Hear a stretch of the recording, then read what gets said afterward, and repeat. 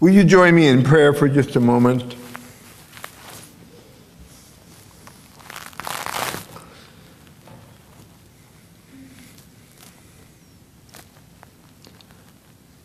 Gracious God, on this beautiful morning, we ask that you open our hearts and our minds to you, much as the Ethiopian in the story we are about to consider asked so long ago, that we might understand and have a depth of spiritual meaning from your word. And may the words of my mouth and the meditations of each heart here be pleasing to you, O God, our Creator and our Redeemer. Amen.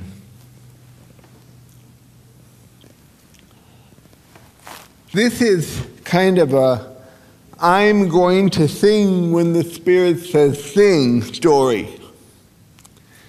Some of you might know the old song from Sunday school. I'm going to sing when the Spirit says sing. I'm going to sing when the Spirit says sing. I'm going to sing when the Spirit says sing. And obey the Spirit of the Lord. You know that one? I felt like I was singing to a very hushed congregation this morning.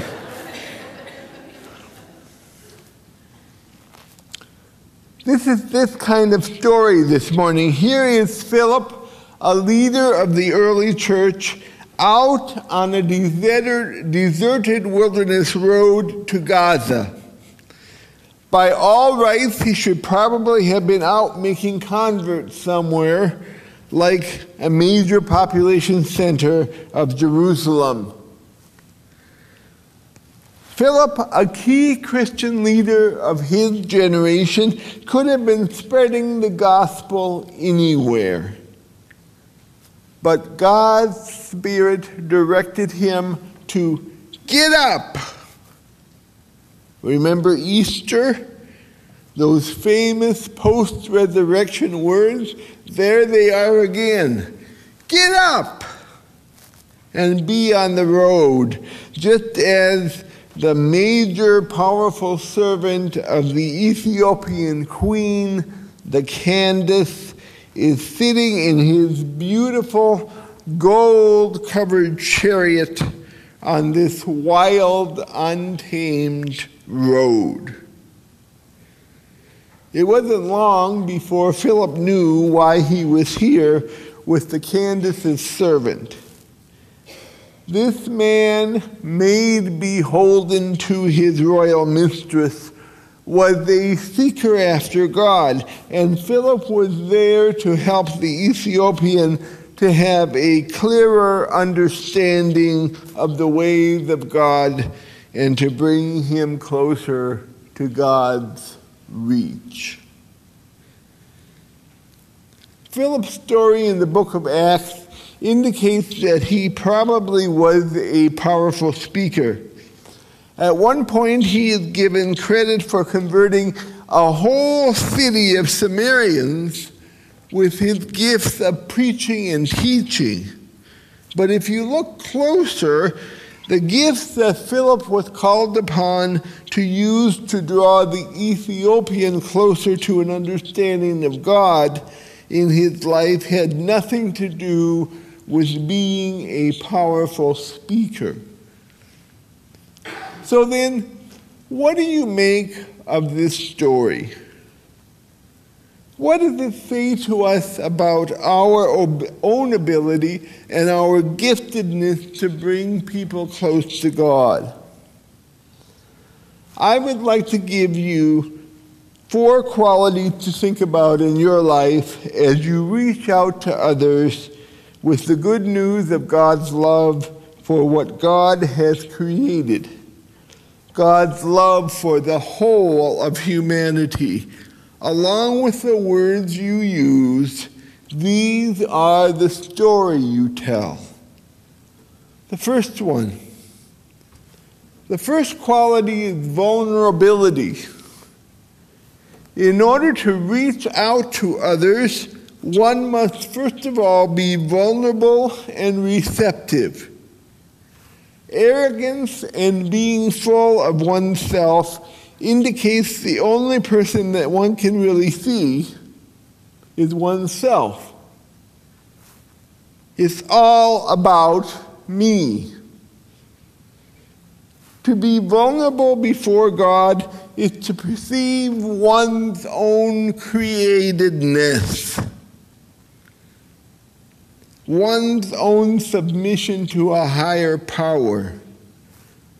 In order to hear God's calling, to sense the stirring of God within or without, one must believe there is a spiritual power out there who is trying to make a breakthrough. This is a vulnerability, a placing of creation in its proper order. If Philip had thought that he was in charge, he would have missed the trip down that road, that wilderness road.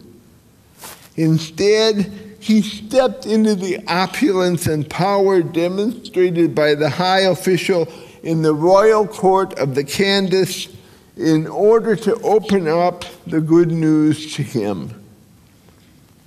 Number 2, the second quality is openness to new situations and people. You have to be open to other people, curious about them and their life in order to connect. In Philip's case, he had to be more than a little curious about what the Ethiopian was doing in a gold chariot in the middle of a wilderness road. That would be like seeing a gold-plated Mercedes-Benz in the middle of a mountain road in the neighborhood of Big Bear. Now, I'm not talking about all of those cultivated places. I'm talking wilderness road. By moving toward this unlikely situation, Philip indicated an innate curiosity, a wonder about the life of this stranger before him. In making this move, he not only connected with and befriended another quite unlikely human being, Philip also enriched and deepened his own understanding of the ways and the stretch of God. Isn't that amazing how that works? That oftentimes we set out thinking we're going to help somebody else, and we wind up helping ourselves more. That's the way it works. Number 3, the third quality which is important in telling your story to others is to be actively seeking for self and how self is set in the whole of creation. Do you ever raise the question, what in the world am I doing here?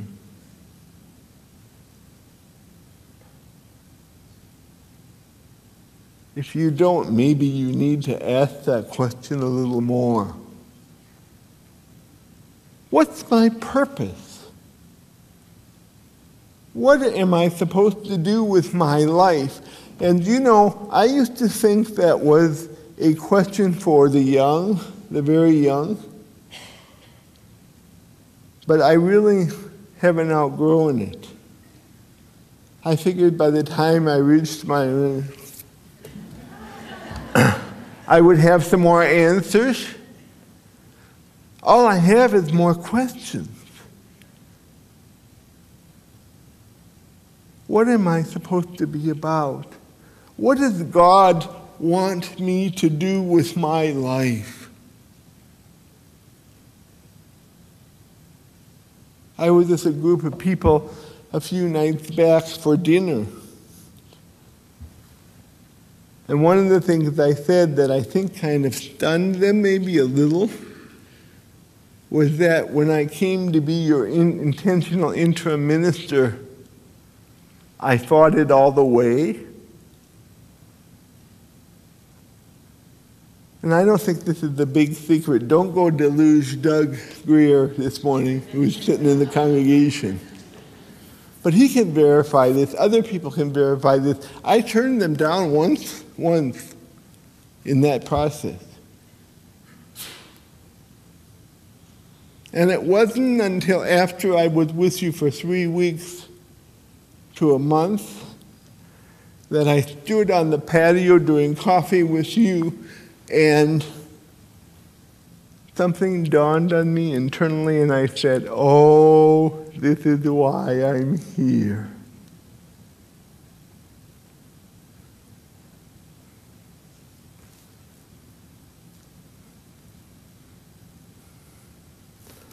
For Philip, a sense of call, a sense of doing God's work, of furthering God's reign in the world, was a closely held value. He saw his message to be vital to creation, and the only way he could tell it was by subordinating himself to the high calling others thought he had, and following a call that led him to a very unlikely place, to a very unlikely individual. Philip listened to his life. I've told you that before. You got to listen to your life.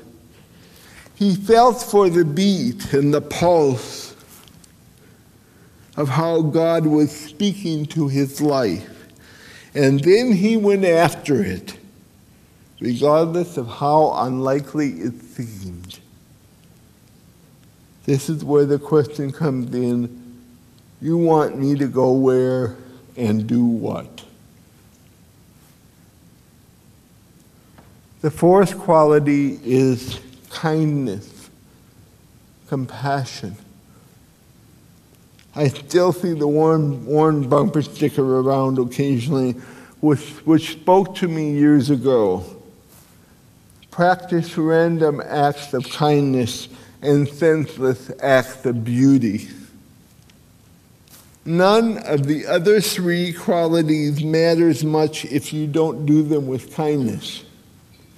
If you don't demonstrate a compassion, a feeling with another living human being or another living being, and do it with all of the grace and beauty you can muster. Philip approached the Ethiopian, and he had compassion for him. The man wanted to know, and an expressed need for someone to explain to him what he was reading out of the Isaiah scroll, a passage which speaks of the suffering servant. These two men, Philip and the Ethiopian, came from two very completely different worlds and two very different perspectives. Kindness and compassion, the basic human bridge, formed the ground where they met.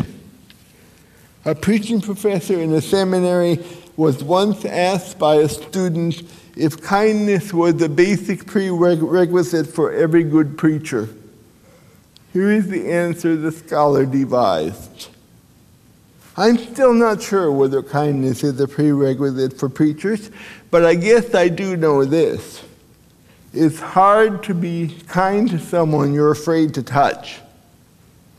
It might even be easier to deliver meals on wheels to that person than to climb up into a chariot and sit right next to them and read from the same Bible and share the good news about Jesus and see in that person's eyes how it will change their life.